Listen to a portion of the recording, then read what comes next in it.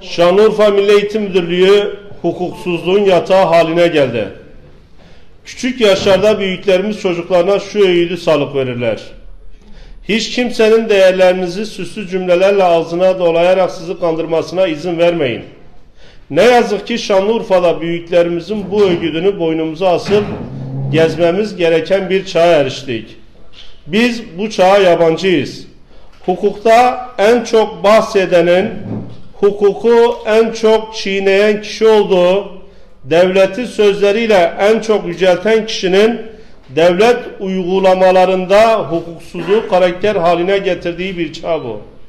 Bu çağı ilimize yaşatmaya kimsenin hakkı yoktur. Herhangi bir onayı olmadan haftalarca, hatta aylarca bir kurumun üst kademesinde biri ya da birileri çalıştırılabilir mi? Normalde hayır. Ama Şanlıurfa'da bu sorunun cevabı evet. İl müdür yardımcısı normu 6 olan bir ilde fazladan 3 il müdür yardımcısı daha görevlendirilebilir mi? Normal şartlarda hayır. Ama söz konusu Şanlıurfa ise evet. Çünkü sonradan bir yalan rüzgarıyla 5 il müdür yardımcısı görevden alınacaktır. Peki hukukun üstünlüğüne inanılan bir yerde mahkeme kararıyla göreve dönen il müdür yardımcılarına görev dağılımında yer verilmez mi? Ne demek? Tabii ki verilir. Devlette devamlılık esastır. Ancak Şanlıurfa'da verilmez. Sebep?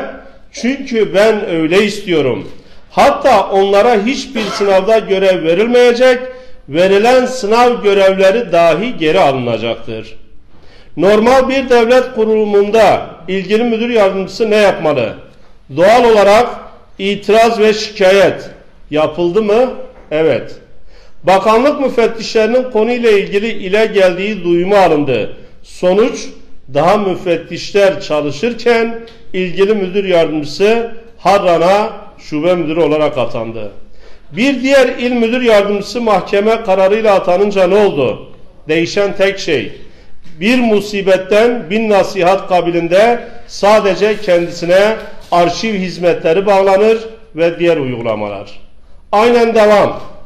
Toplantılara çağırmayacaksınız. Sınav görevi vermeyeceksiniz. Benim görev vermediğim birine siz de görev vermeyeceksiniz.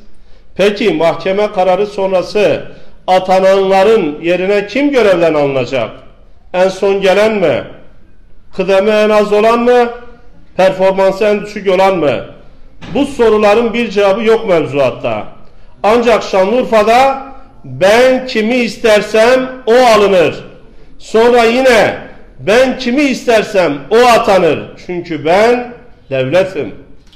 Bu ve buna benzer onlarca hukuksuz, keyfi, gelişi güzel uygulamaların gün aşırı yaşandığı Şanlıurfa İl Milli Eğitim Müdürlüğü'nde eğitim çalışanlarının sığınacak bir devlet kapısı kalmamıştır.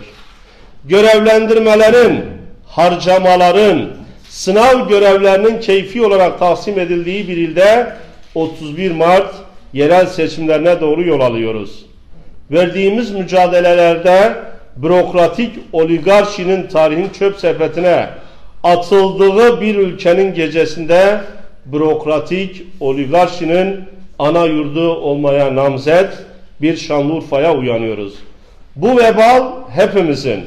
Eğitim çalışanları üzerlerindeki korku elbiselerini henüz yırtmadıklarından sesleri çıkmıyor olabilir. Belli taltiflerle kimileri susturulmuş olabilir. Ama unutmayın ki sinelerindekine hükmetmeyenler sizin gücünüz yetmez. Bu hukuksuzlukların hesabı er ya da geç sorulacaktır. Mızrağın çuvala sığmadığını tüm kamuoyu görecek, hukukun üstünlüğü hukuksuzluğa galebe çalacaktır.